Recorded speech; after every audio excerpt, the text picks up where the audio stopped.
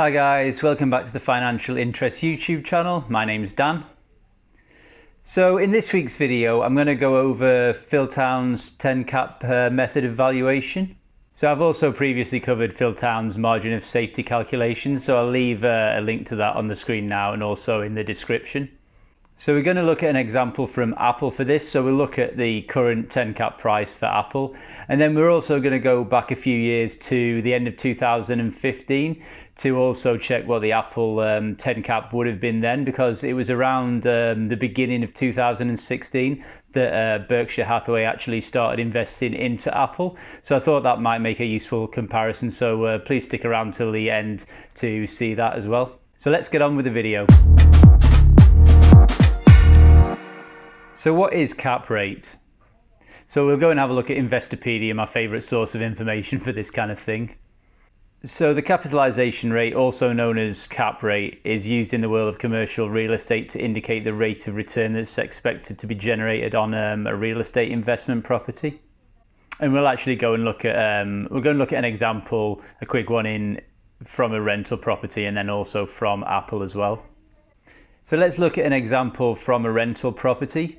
So if I've purchased a house for $100,000 and I'm able to rent that out for $12,000, what I then need to do is look at how much does it cost me to kind of maintain the house, to pay everything I need to on the house. So that might be any management fees, just any work that needs to be done so that I can keep tenants in the house kind of all year round without any problems.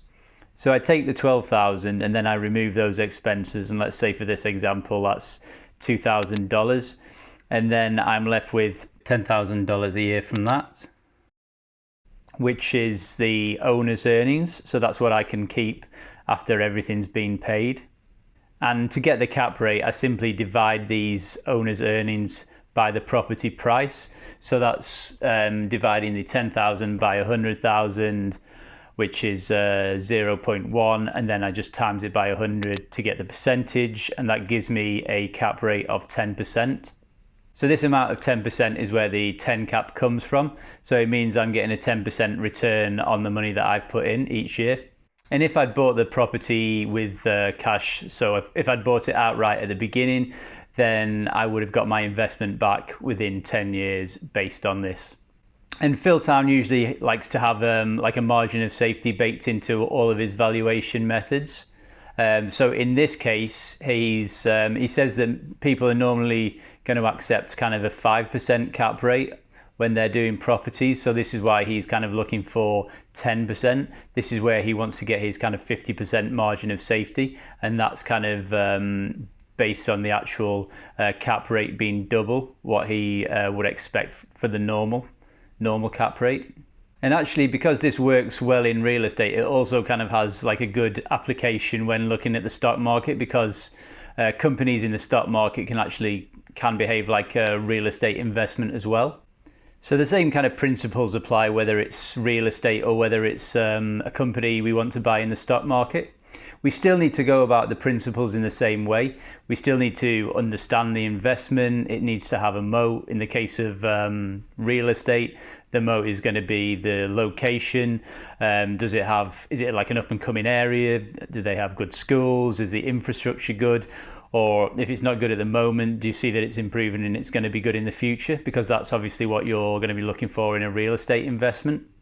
So in order to look at the 10 cap price for like a company in the stock market, we need to get a few numbers. So the first one we need is the operating cash flow. And then after the operating cash flow, we need to get the maintenance capital expenditures. Now, quite often when you're looking at company filings, you won't actually see the maintenance capex mentioned in there. It will normally give a total amount of capex, and this is found in the cash flow statement under investing activities. You will see it called capital expenditures or purchase of property, plant and equipment, but that's actually the same thing. So this is where the kind of understanding of the business comes in. On some businesses, you can quite easily find the maintenance capex, particularly if you look at companies like selling products or restaurants and stuff like that. I know in, say for example, Texas Roadhouse, you can see it will actually show how much they spent on opening new restaurants. So you can actually deduct that amount from the total capex, and that is going to give you the maintenance capex. Because if you think about it, opening new restaurants is kind of growth capex, because you're expanding the number of restaurants and growing the business.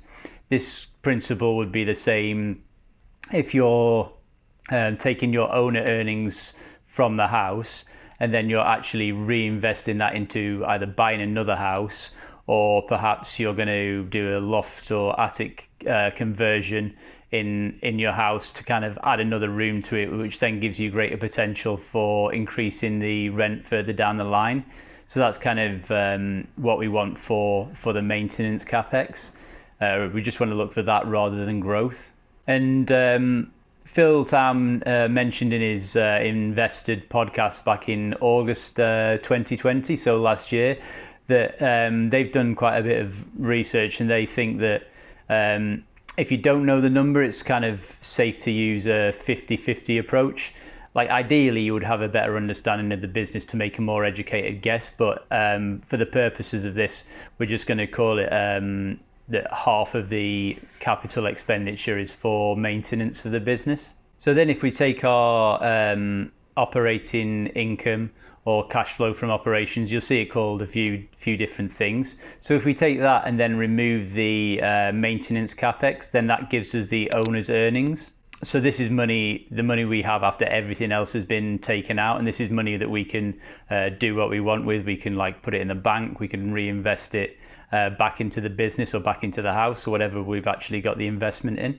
And the next point is we need the shares outstanding. So this is kind of easy to find on Yahoo Finance. We can just go there, just grab the number of shares outstanding, and then also the share price at the same time. And we'll go into the example in a minute, and then you'll see how that works in more detail. So let's go and take a look at an example from Apple now. And now let's go and look at the 10-cap worksheet that I made. So here we can see you've got the company name, and then we enter the information like the cash flow from operating activities here. Then we go down the capital expenditures. This is where we're entering the percentage amount for the capex, you know, as we went over with what Phil Townend mentioned, using the 50%. And then that gives us our maintenance capex amount. Ideally, if we can get the exact amount, we should do that, because that will work better, and this will give us the owner earnings as well. And then going further down the sheet, we've got our minimum requirement for the cap rate, which is 10%, and from this it will calculate the market cap, and then we need to enter the current shares outstanding, the current share price, and that will give us the current market cap of the company. And then at the bottom here we'll see the actual cap rate at the moment, what our 10 cap buy price is, and also the current share price. So let's go here to look at Apple's 10K from last year. So here we need to get so I'll just scroll up and you can see the years. So it's 2020, 2019 and 2018. So here we've got the cash generated from operating activities, and we can see here that this is 80. So that's just over 80 billion. And then what we need to check for is this is not like an outlying number. It kind of fits in reasonably with what the previous numbers have been. So we can see that it does, because we were 77 billion in 2018, dropped a bit to 69 in 2019. So 80 is kind of a reasonable amount to use here. It's not crazy based on their previous previous figures. So then here we need to go to find the capex part. So here it's the payments for acquisition of property, plant and equipment. So that's also known as our capital expenditures. And for last year, this was $7.3 billion. And as we mentioned before, ideally it should be the maintenance capex amount, but for this example, we're just going to use half of that amount for the maintenance capex and assume the other half is for growth. I've actually added the numbers in already for this. So here we've got our cash flow from operating activities is the 80, and then we've got the 7.3 billion on the capex, and here we're using 50%, so half of that amount. which will show here. Obviously I can change this up if I have more information. If I know that they're using 30%, I could use that, and then that would obviously change the figures there as well. So we can get here to our owner earnings figure. So that's the cash flow from operations minus the maintenance capex, which gives us the owner's earnings. And our minimum cap rate requirement obviously is 10%. So we're just timesing the owner earnings here by 10 to get this return. So to get to the shares outstanding and the current price, I normally go to Yahoo Finance. So here we are on Yahoo Finance now. We can see that the current stock price is the 134.43. If we're in statistics here, that's going to tell us the share statistics. So here we've got the shares outstanding, which is 16.79 billion. And now we can go back to the spreadsheet to put in those numbers. And here we've got the current shares outstanding, which is 16.79 billion. Current share price is 134.43. And the current market cap is just over $2.2 trillion. So here we can see the actual cap rate based on the current share price, and this is the 3.41%. So obviously that's way too low for us to be investing in the company. You can see that our buy price here for the 10 cap should be $45.87, but the current share price is 143. So this is way out of our actual buy price at the moment. So it's hardly surprising that this stock is not a buy at the moment, especially given how much Apple stock has jumped up in the last 12 or 13 months. But now let's go and look at how it was at the end of 2015, and this is kind of interesting because it was around the beginning of 2016 when Berkshire Hathaway started buying into Apple. So let's kind of look at that now as a comparison. Okay, so here we are looking back at the end of 2015, and these numbers are based on the numbers actually at the time. So the reason I say that is Apple have actually done a 4-for-1 stock split since then. So the current share price as it was back in 2015 at the end of December was actually 105.28, but if you look back at any of the like charting software, you'll see that it's around 26 point something, which is taken into account for that stock split. So if we look here, we've got the cash flow from operating activities, which is actually more than Apple managed last year. So that must have been quite a good year at the time, and we can see that the owner earnings here was 75 billion. So here we've got our minimum cap rate, and obviously this 10% is actually a multiplier of the owner's earnings.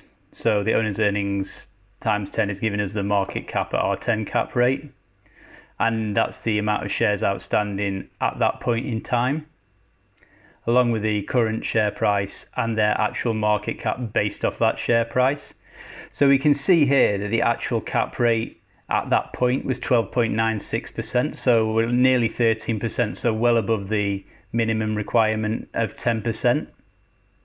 So you can see here is the actual buy price. We could have bought in here at any point under the 136.46, and obviously as you can see the current price was 105.28.